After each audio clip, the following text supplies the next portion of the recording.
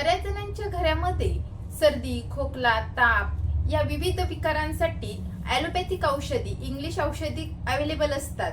बरेच जण प्रवास करताना देखील अशी औषधं सोबत ठेवतात. तर इंग्लिश औषधांच्या ऐवजी अशी कोणती आयुर्वेदिक औषधं आहे जी आपल्या घरामध्ये असायलाच हवे, जेणेकरून आपल्याला सर्दी, खोकला, ताप, उलटी, जुलाब यासारखे जे साधारण आजार आहेत ते घरच्या घरी आयुर्वेदिक औषधांनी बरे होतील. आजच्या व्हिडिओमध्ये आपण अशी कोणती आयुर्वेदिक औषधं, ज्यामध्ये गोळ्या, चूर्ण, अरिष्ट, आसव यासारखी औषधं आहेत जी आपल्या प्रत्येकाच्या घरी असायला हवी, याबद्दल माहिती बघणार आहोत. तेव्हा व्हिडिओ शेवटपर्यंत नक्की पहा. नमस्कार, मी डॉक्टर सविता रांजीवार. माझ्या युट्यूब चॅनलमध्ये तुम्हा सर्वांचं पुन्हा एकदा स्वागत आहे. मी माझ्या चॅनलवर आयुर्वेदातील सिद्धांत, काही औषधी वनस्पतींबद्दल माहिती आणि काही आजारांवर घरगुती आणि आयुर्वेदिक उपाय सांगत असते. तुम्ही माझ्या चॅनलवर नवीन असाल तर चॅनलला सबस्क्राईब करा. तर साधारणतः बऱ्याच जणांना ताप वारंवार येत असतो. जसं की ऋतू बदलला की बऱ्याच जणांना ताप येतो, वातावरण बदललं की ताप येतो, किंवा काही खाण्यामध्ये वेगळं आलं की ताप येतो. तसेच ज्यांची इम्युनिटी कमी आहे अशा लोकांना देखील वारंवार ताप येत असतो. तर अशा वेळी वारंवार क्रोसिन देणं अतिशय घातक ठरतं, कारण की क्रोसिन, ज्याच्यामध्ये पॅरासिटामॉल आहे, ते हिपॅटोटॉक्सिक आहे, आपलं लिव्हर खराब होऊ शकतं. म्हणून जास्त प्रमाणामध्ये पॅरासिटामॉल सारखे औषधं देणं देखील डेंजर समजलं जातं. तर हे टाळण्यासाठी आपण कुठलं आयुर्वेदिक औषध देऊ शकतो? तर यासाठी तुम्ही अमृतारिष्ट नावाचं अरिष्ट, जे एक सिरप असतं, ते देऊ शकता.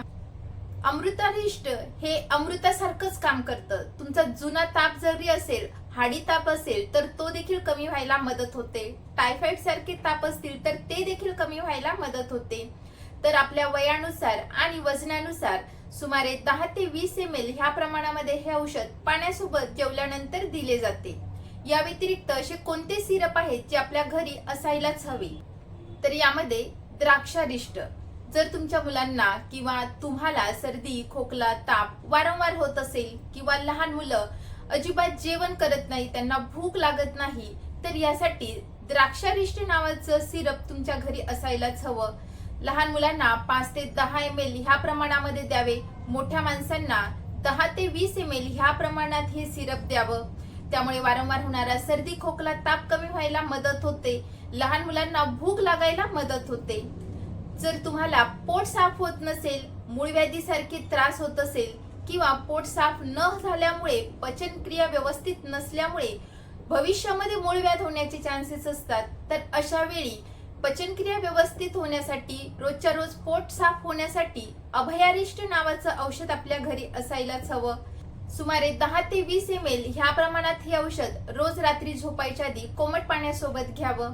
तसेच पोटात कळ मारून संडास होत असेल, किंवा जेवल्यानंतर लगेच संडासला जायचं मन होत असेल, तर अशा वेळी कुटजारिष्ट नावाचं औषध तुमच्या घरी असायला हवं. सुमारे 10 ते 20 ml हे औषध पाण्यासोबत 2 वेळा जेवल्यानंतर घ्यावं. त्यामुळे वारंवार जुलाब होणं थांबतं. तसेच जर आव पडत असेल तर आव पडणं देखील बंद व्हायला मदत होते. व्यवस्थितरित्या पोट साफ व्हायला मदत होते. जर तुम्हाला लघवीला जळजळ होत असेल, लघवी साफ होत नसेल, किंवा तुम्हाला किडनी स्टोन असेल, त्यामुळे लघवीला साफ होत नसेल, लघवी करताना जळजळ होत असेल, तर अशा वेळी उशिरासव नावाचं औषध घ्यावं. सुमारे 10 ते 20 ml हे औषध तुम्ही पाण्यासोबत जेवण्याच्या आधी घ्यावं. त्यामुळे लघवीला होणारी जळजळ कमी व्हायला मदत होते, लघवी साफ व्हायला मदत होते. हिवाळ्यामध्ये बऱ्याच जणांना वारंवार सर्दी, खोकला, ताप हे चालूच असतं, आणि अशा प्रकारचं व्हायरल इन्फेक्शन घरामध्ये एकाला झालं की मग लगेच दुसऱ्याला देखील होण्याचे चान्सेस असतात. म्हणून ह्या काळामध्ये त्रिभुवन कीर्ती नावाची गोळी आपल्या घरामध्ये असणं गरजेचं आहे. त्रिभुवन कीर्तीची एक गोळी सकाळ संध्याकाळ तुळशीच्या रसासोबत किंवा आल्याच्या रसासोबत घ्यावी. त्यामुळे सर्दी, खोकला, ताप कमी व्हायला मदत होते. बऱ्याच जणांना वारंवार गॅसेस होणं, पोटात दुखणं, पोटामध्ये कंटिन्यू दुखत राहणं, अजीर्ण होणं यासारखी लक्षणं दिसतात, कारण की त्यांचं पचन व्यवस्थित न झाल्यामुळे ही लक्षणं दिसत असतात. तर अशा कंडिशन मध्ये तुम्ही शंखवटी नावाची गोळी सकाळ संध्याकाळ एक गोळी कोमट पाण्यासोबत घ्यावी. त्यामुळे पोटदुखी कमी व्हायला मदत होते. जर तुम्हाला वारंवार आम्लपित्त होत असेल, ऍसिडिटीचा त्रास होत असेल, जेवण व्यवस्थित न पचल्यामुळे बऱ्याच जणांना वारंवार ऍसिडिटी होत असते. त्यांचं पोट गच्च भरलेलं वाटत असतं. असं वाटतं की जेवण इथपर्यंत आलं आहे. त्यामुळे बऱ्याच जणांना डोकेदुखी होण्याचे चान्सेस असतात. बऱ्याच जणांच्या हातापायाची जळजळ होते. अशा वेळी सूतशेखर नावाची गोळी घ्यावी. त्यामुळे पचनक्रिया व्यवस्थित व्हायला मदत होते. वाढलेली ऍसिडिटी, आम्लपित्त कमी व्हायला मदत होते. सकाळ संध्याकाळ ही गोळी जेवणाच्या आधी घ्यावी. जर तुम्हाला हातापायाला जळजळ होत असेल, पोटात जळजळ होत असेल, ऍसिडिटी वाढली असेल, प्रचंड ऍसिडिटीमुळे बऱ्याच जणांना पित्ताच्या उलट्या देखील होतात. तसेच बऱ्याच जणांना पोटामध्ये अल्सर्स असतात, तर त्या अल्सरमुळे पोट दुखत असतं. तसेच वारंवार उलटी, मळमळ ह्यासारखी लक्षणं देखील दिसत असतात. तर अशा वेळी कामदुधा नावाची गोळी सकाळ संध्याकाळ एक एक गोळी दुधासोबत घ्यावी. त्यामुळे ऍसिडिटी कमी व्हायला मदत होते. अल्सर म्हणजे आपल्या आतड्यांमध्ये, पोटामध्ये व्रण झालेले असतात, तर ते व्रण देखील भरून यायला मदत होते. जर तुम्हाला मूतखड्याचा त्रास असेल, लघवीला साफ होत नसेल, थांबून थांबून लघवी होत असतील, किंवा लघवीच्या कुठल्याही समस्या होत असेल, किडनी स्टोन असेल, किडनी स्टोनमुळे लघवीला साफ होत नसेल, तर अशा वेळी गोक्षुरादी गुगुळ नावाची गोळी सकाळ संध्याकाळ जेवणाच्या आधी घ्यावी. त्यामुळे लघवीला साफ व्हायला मदत होते. बऱ्याच जणांना गोळी किंवा सिरप घ्यायला आवडत नाही, तर अशा वेळी तुम्ही आयुर्वेदिक चूर्ण देखील घेऊ शकतात. जर तुम्हाला सर्दी, खोकला, ताप असेल, तर अशा वेळी सीतोपलादी चूर्ण मधासोबत घ्यावं. एक चमचाभर सीतोपलादी चूर्ण चमचाभर मधामध्ये मिक्स करून ठेवावं आणि वारंवार त्याचं चाटण करत राहावं. त्यामुळे सर्दी, खोकला आणि ताप देखील कमी व्हायला मदत होते. सहसा लहान मुलांना हे औषध द्यावं. त्यामुळे लहान मुलांना वारंवार होणारी सर्दी, खोकला कमी व्हायला मदत होते. जर तुमचं पोट साफ होत नसेल, आपल्या शरीरामध्ये टॉक्सिन जमा होत असतील, विषारी घटक शरीराच्या बाहेर पडणं आवश्यक असतात, तर अशा वेळी तुम्ही रात्री झोपायच्या आधी एक चमचा त्रिफळा चूर्ण 1 कपभर कोमट पाण्यासोबत घ्यावं. त्यामुळे पोट साफ व्हायला मदत होते. जर तुम्हाला वारंवार अजीर्ण होत असेल, तसेच पोटामध्ये गॅसेस होत असेल, पोट फुगलेलं वाटत असेल, तर अशा वेळी हिंगवाष्टक चूर्ण नावाची पावडर आणावी. हे चूर्ण अर्धा ते 1 चमचा ह्या प्रमाणामध्ये गायीच्या तुपासोबत जेवायच्या आधी घ्यावं. त्यामुळे आपली पचनक्रिया व्यवस्थित व्हायला मदत होते आणि पचनक्रिया व्यवस्थित झाल्यामुळे, घेतलेल्या आहाराचं व्यवस्थित पचन झाल्यामुळे अजीर्ण होत नाही, पोटदुखी होत नाही किंवा पोटामध्ये गॅसेस देखील होत नाही. जर तुम्हाला उलटी, मळमळ, वारंवार पित्त होणं, ऍसिडिटी होणं, त्यामुळे डोकेदुखी होणं, हातापायाची जळजळ होणं, पोटात जळजळ होणं यासारखी लक्षणं दिसत असतील, तर आपल्या घरामध्ये अविपत्तिकर चूर्ण असावं. हे अविपत्तिकर चूर्ण तुम्ही रोज रात्री झोपायच्या आधी 5 ग्रॅम ह्या प्रमाणामध्ये कोमट पाण्यासोबत घ्यावं. त्यामुळे सकाळी व्यवस्थित जुलाब होऊन त्या जुलाबाद्वारे आपल्या शरीरामध्ये साचलेलं एक्स्ट्राचं जे पित्त आहे त्याचं विरेचन होतं, ते आपल्या शरीराच्या बाहेर टाकलं जातं आणि त्यामुळे वारंवार होणारं पित्त, ऍसिडिटी, उलटी, मळमळ कमी व्हायला मदत होते. बऱ्याच स्त्रियांना अंगावरून पांढऱ्या जाण्याचा त्रास असतो.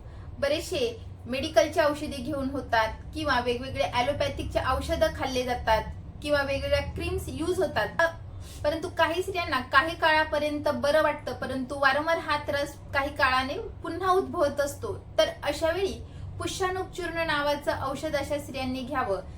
साधारणतः अर्धा ते 1 चमचा ह्या प्रमाणामध्ये पुष्याणूक चूर्ण मधासोबत घ्यावं किंवा तांदूळ भिजू घालून तांदळाचं जे वरचं जे पाणी असतं, ज्याला राईस वॉटर म्हणतात, तांदळाचं धुवण, त्याच्यासोबत हे चूर्ण घ्यावं.